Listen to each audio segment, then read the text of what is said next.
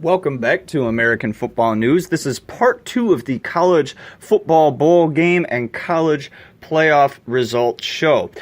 We concluded our final show with the results from the Outback Bowl. We will go over those again momentarily. We will also go over the College Football National Championship, which concluded last night. A few stats and highlights from that particular game, as well as a final rundown of the top 25 teams where they all fell, and look ahead to the 2019-2020 season.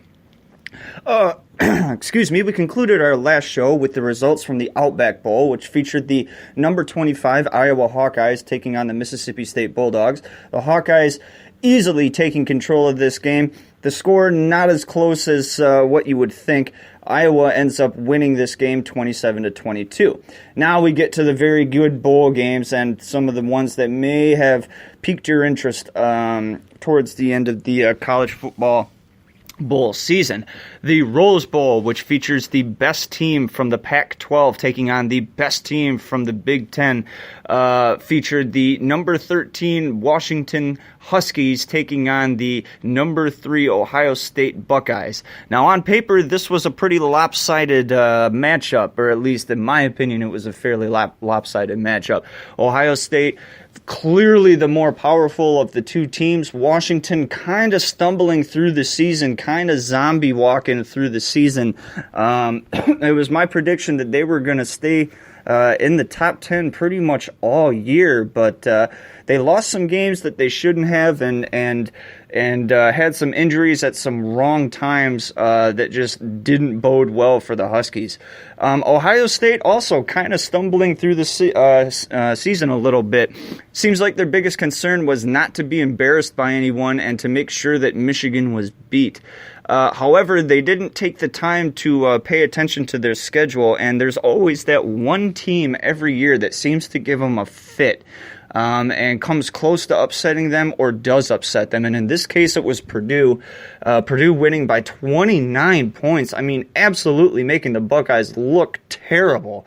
And this is a Purdue team that did the same thing to a national championship caliber Ohio State team about 3 or 4 years ago, forcing the Buckeyes into overtime in Columbus, of all places. And they fell short in their quest for an upset, but not this year. So again, we have two teams in the Rose Bowl that both underperformed, but both were still very, very good. It made an intriguing matchup. It really did. I was on the Washington bandwagon.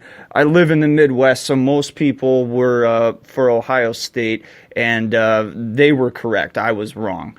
Ohio State won a closely contested Rose Bowl game and concluded their season as the Rose Bowl champions, defeating the Washington Huskies 28-23.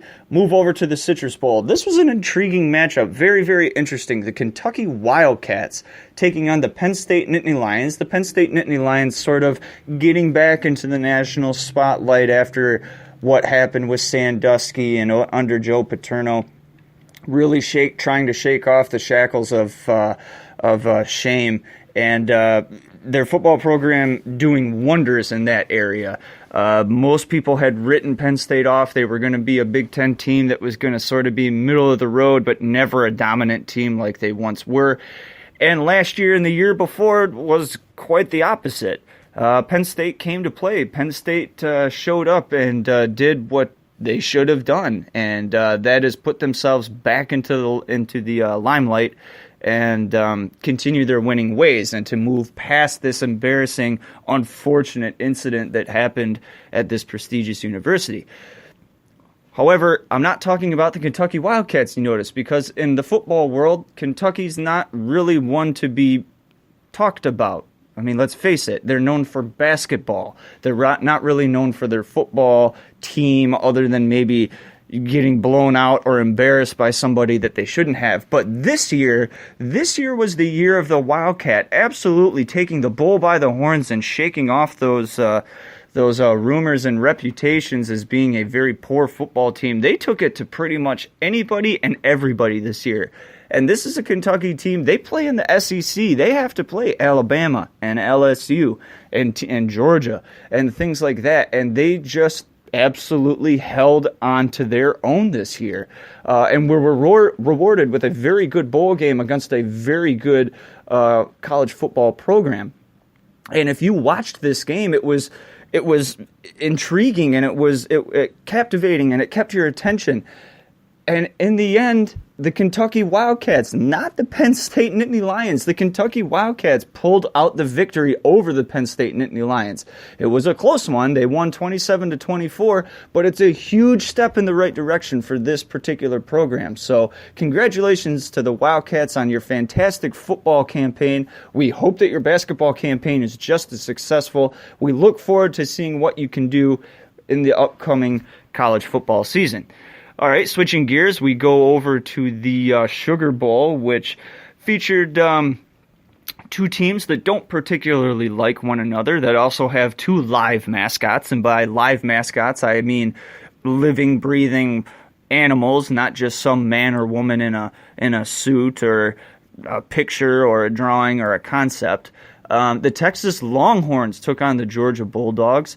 And the football game was good, but what happened on the sidelines was even better. And I'm guessing you have heard more about what happened on the sidelines than what happened during the actual game. At some point in time, the Georgia University mascot, whose name is UGA, UGA, University of Georgia, haha, at one point in time was brought in front of the pen that was holding the Texas Longhorn, a legit Longhorn bull cow, something that you would see on the range or what you would typically think of if you were thinking about Texas. And yeah, that bull really didn't like that bulldog, and he made it known very clearly. And again, this made national headlines. He broke out of his pen and tried to gore the Georgia Bulldog, poor little Uga, getting scared, and I would too if I had a 800-pound animal coming at me full force. And it really kind of took away from the actual football game itself. But again, it's something that you don't see every day, and it's college football, so what can you do? However, because of the incident, and I hate saying this because you've got PC activists all over this country, now there's a scream for let's ban, live animals at college football events. No more buffaloes, no more longhorns or bulldogs or eagles or anything like that. So we'll see what this fallout has. But as for the bowl game, or for the actual bowl game, it was a fairly good game. A lot of offense. Georgia falls short ultimately in their quest for a Sugar Bowl victory. Texas wins 28-21. Move over to the Fiesta Bowl. This was a game a lot of people were, talking about, especially since the drumming of the Notre Dame Fighting Irish at the hands of Clemson, saying they don't deserve to be there, they should have never been there, blah, blah, blah, blah, blah. Let's put UCF in there. They had two back-to-back undefeated seasons, and they deserve to be there. But the LSU Tigers said, hold up a minute. This is just the University of Central Florida. We're not talking about Michigan. We're not talking about USC, and we're not talking about Alabama. This is just UCF. And that was their attitude going into the Fiesta Bowl. And they humbled the UCF Knights, who finally lost the game in the last 2 years to the LSU Tigers, 40-32. Right before we get to the results from the national championship game last night, we will take a look at one of the only bowl games that did not get played. And in fact, it says here that it's been postponed, but I wouldn't be surprised to see this game be canceled altogether.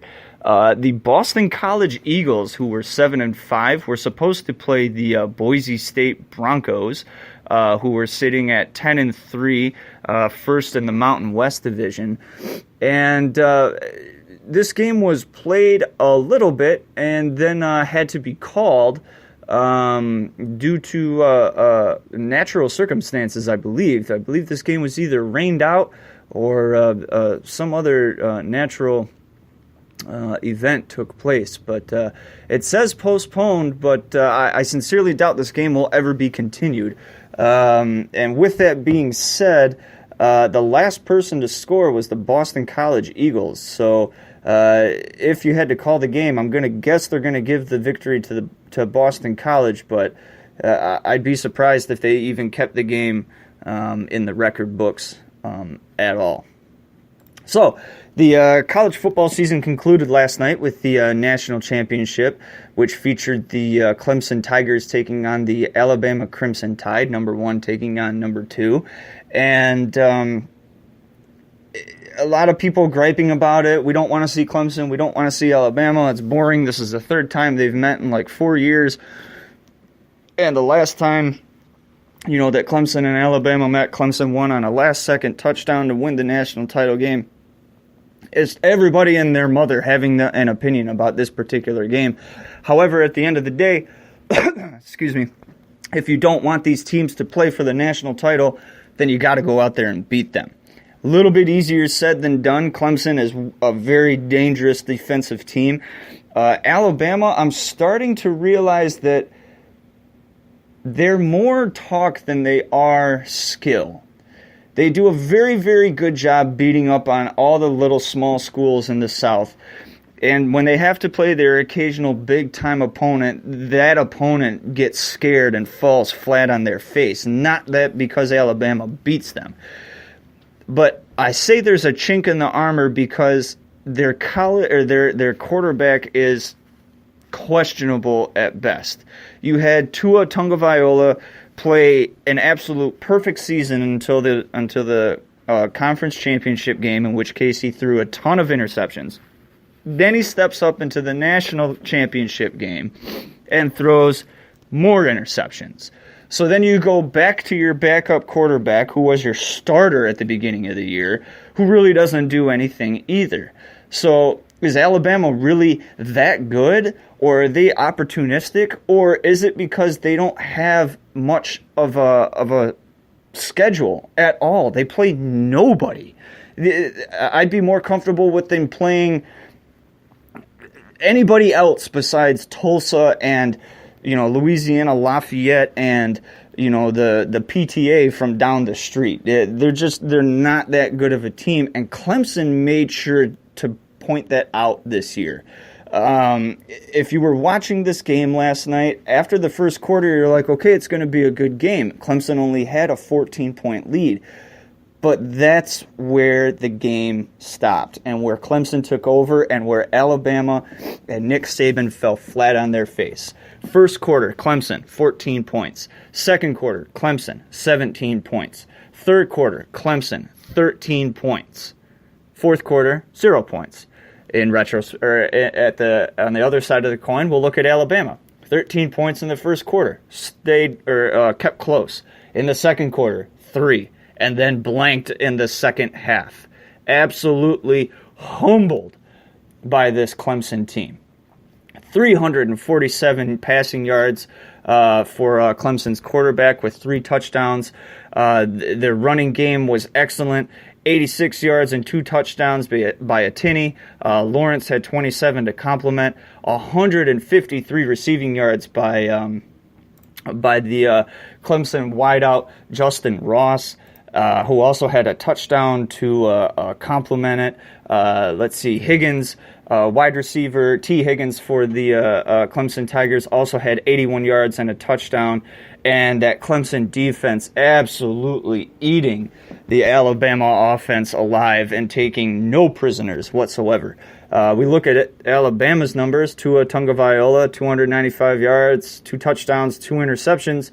And their top dog, other than him, was wide receiver Jerry Jeudy, who had 139 yards and a touchdown. Simply not enough to beat Clemson. Clemson is your national champion, best in all of college football. Congratulations to to the Clemson Tiger. All right, that's going to conclude our show. We've run out of time. We can't go through the top 25 final rankings for the year, but we want to thank you for taking the time to include us in your schedule this year. Please look for us next college football season, and be sure to check out our NFL show.